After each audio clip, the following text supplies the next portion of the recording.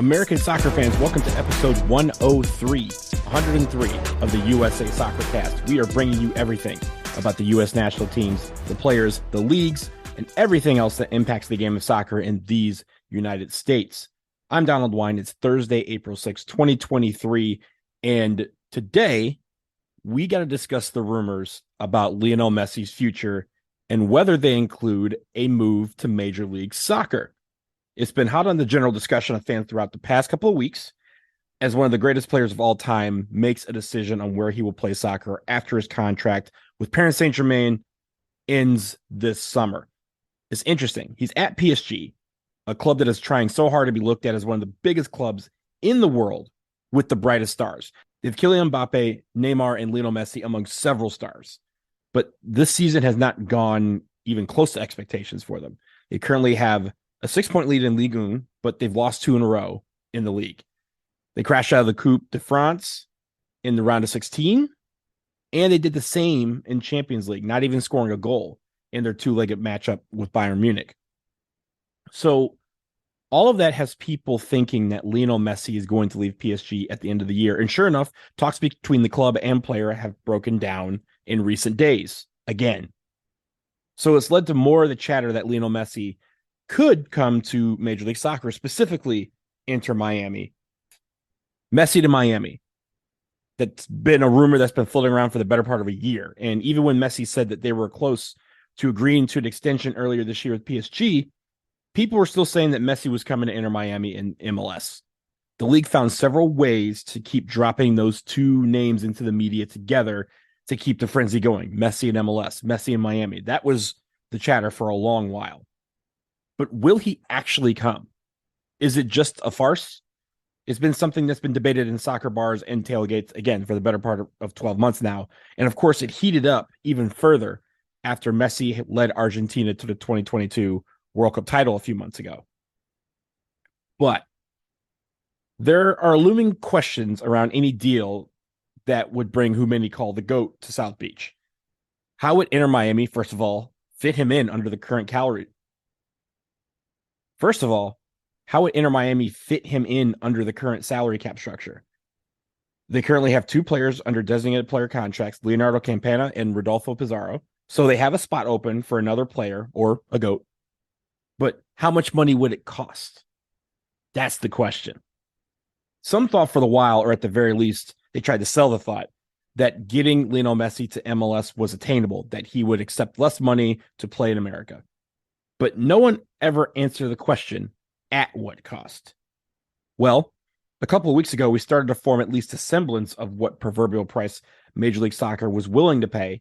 And while there is no dollar amount attached to it, MLS Commissioner Don Garber essentially said that the league was prepared to ask each of the owners of the 29 teams in the league to shoulder the burden of costs together. That's right. Garber basically said every owner would have to chip in so that the league could land Messi and he could play where he wanted, which is assumed to be Miami. And that's where most of the fans in the league, of course, outside of South Florida, began to lose it because this league is single entity. Everyone would have to chip in. For fans of penny pinching teams, it would mean that they would be counting on to chip in a bit extra so that another team could potentially find the riches of having Messi in their uniform and playing for their team. And if you're a supporter of every team not named Inter Miami, you should be upset at that. I mean, I'm a DC United fan, and I sure as hell don't want DC United to contribute to an opponent and help in getting them better. Many say that they barely chip into this own team. So why would they open up their pockets to fund another team's transfer? Now, some proponents of this proposed plan have offered that there is some precedent when it comes to the league funding the transfer of a major star for a team. Back in 2013, when Clint Dempsey moved from Tottenham to the Seattle Sounders, the league facilitated that deal by paying for the transfer fee. That transfer fee was $9 million. A lot of money.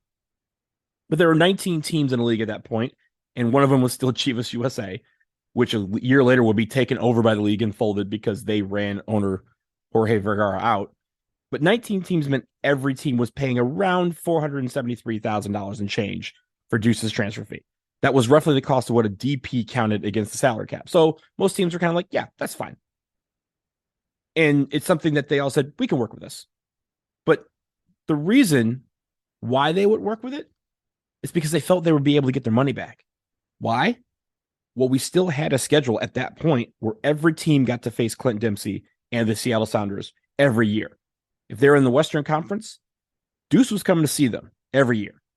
If they were in the East, every other year, they got to promote the fact that World Cup hero and U.S. men's national team legend Clint Dempsey was coming to town. They could promote it, perhaps even have dynamic ticket pricing for that match, and figure out a way to capitalize on his presence on the field. That ain't the same example now. That's not the same scenario. This is Lionel Messi, arguably the most recognizable face on this planet. The price of the brick is going to be much higher, much higher. His salary will likely be eons higher than Deuce's transfer fee.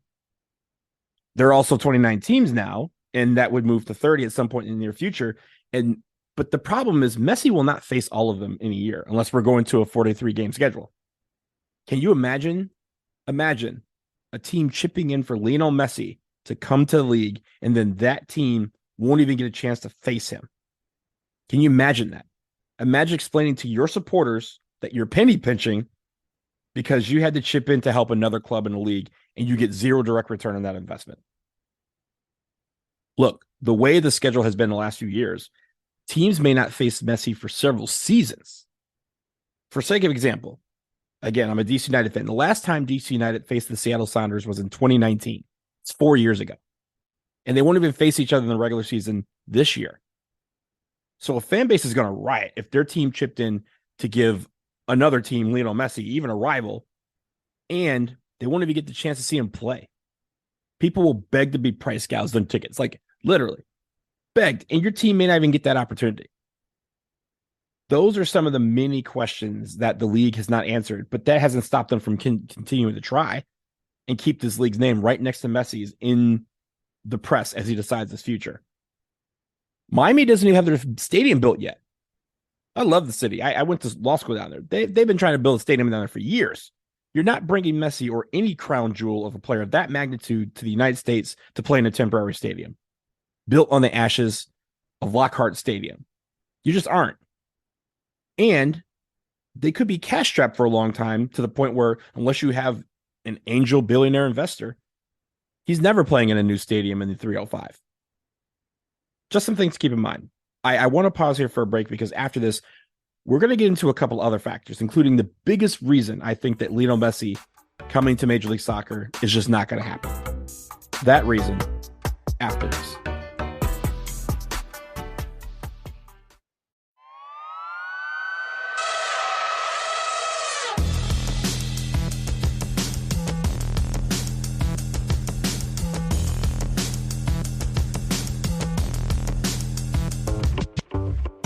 We are back, and I'm breaking down the Messi to MLS rumors and some of the factors that have always led me to feel and tell people that it's likely never going to happen. And let's continue with this. Fabrizio Romano, the great transfer guru, he had a tweet the other day that gave some bullet points of Messi's future. He's been all over this from the very beginning, as he normally is, because, again, he's the man. Romano mentioned that Messi had talks with FC Barcelona, his old club, and he's been dealing directly with PSG, and there have been some issues with the contract that PSG gave him because it didn't include the sporting guarantees that Messi wanted.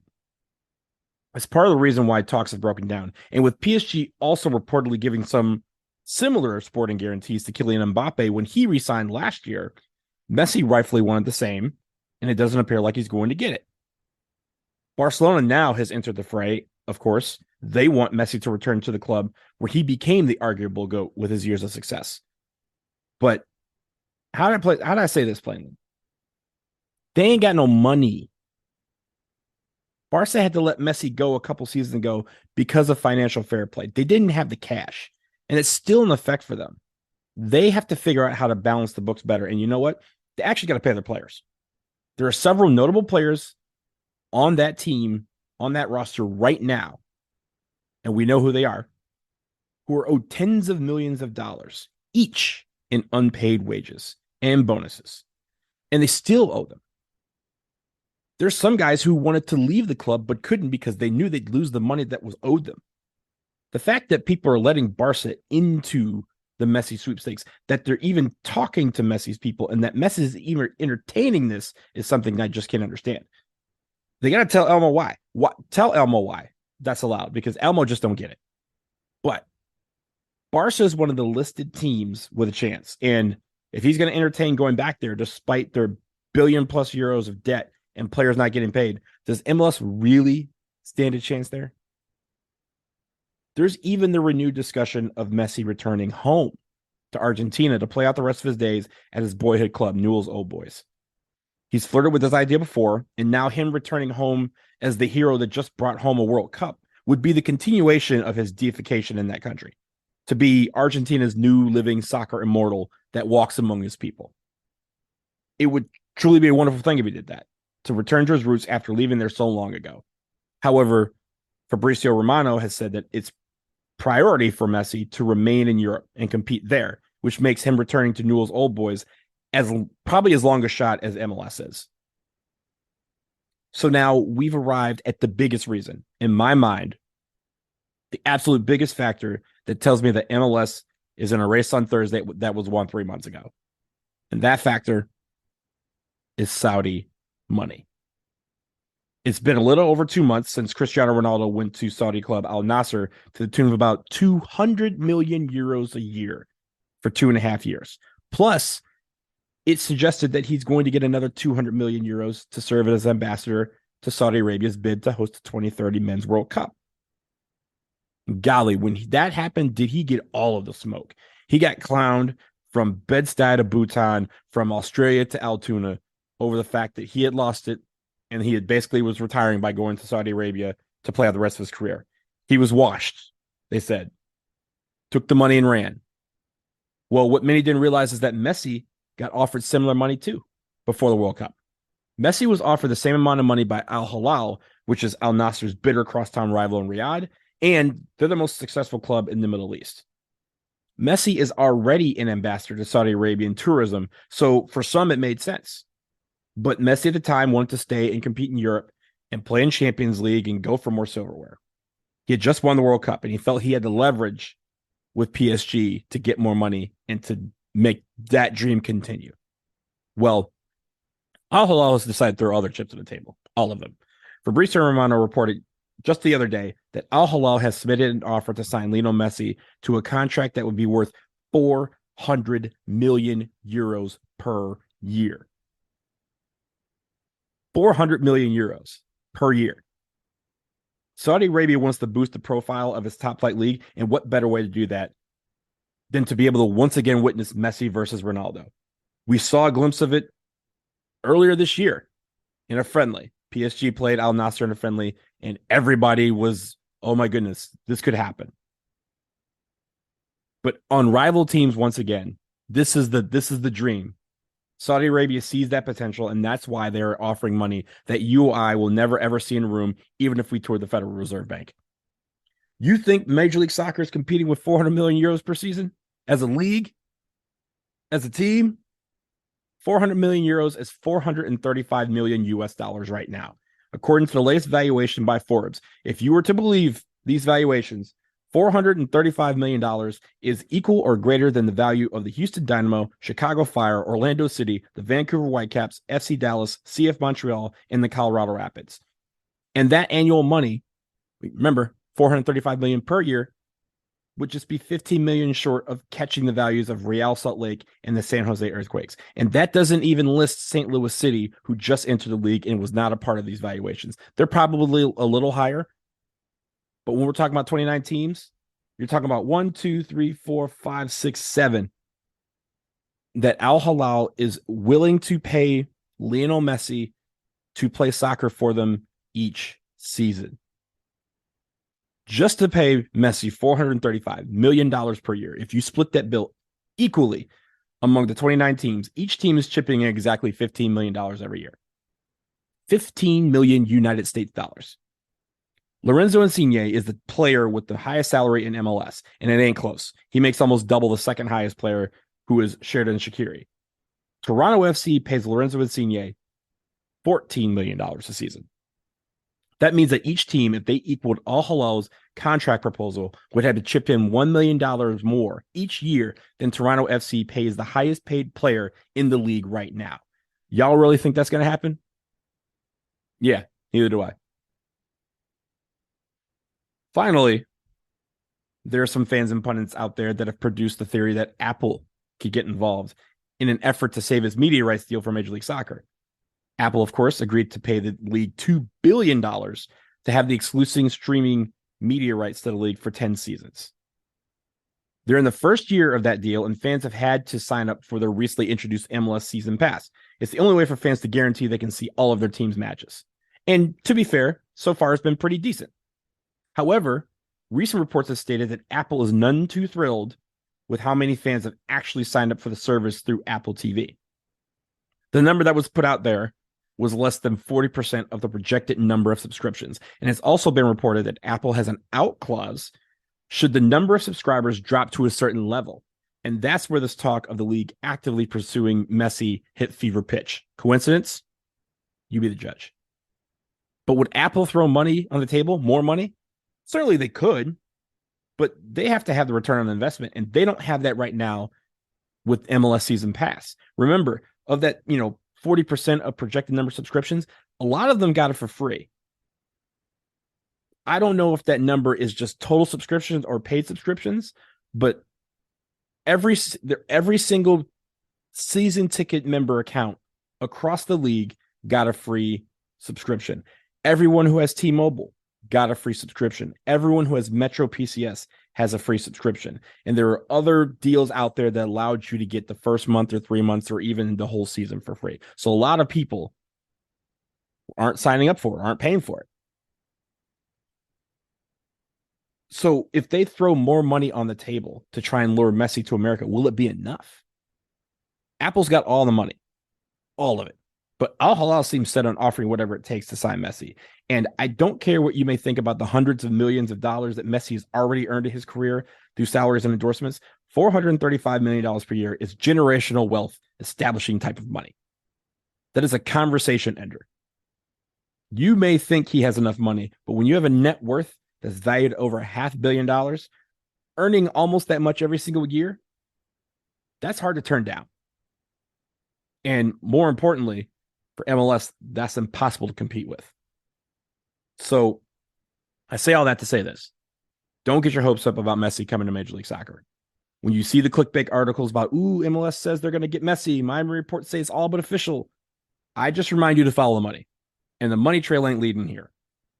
I, of course, reserve the right to be wrong, but to quote the movie Get Rich or Die Trying, terrible movie, great soundtrack, great album. When I'm right, I'm right. And when I'm wrong, I could have been right. So I'm right because it could have been wrong. But y'all know I'm right. But I could be wrong. We shall see. As we continue to transition to our new home at Podbean, I wanted to let you know, as we get out of here, about a couple of things that you're going to find as we build everything out. First, we have a landing page for you to follow the show. Check us out at usasoccercast.podbean.com. We'll continue to add things to that landing page, but from there, you can subscribe on just about any podcatching service you could possibly use. Secondly, we also have a Linktree page that will have all of our requisite links on it, including our affiliate links for Fanatics in the MLS store. Head to linktr.ee/USA Soccercast, and you'll be able to access all the important links, especially if you're trying to purchase one of those new U.S. Women's National Team jerseys.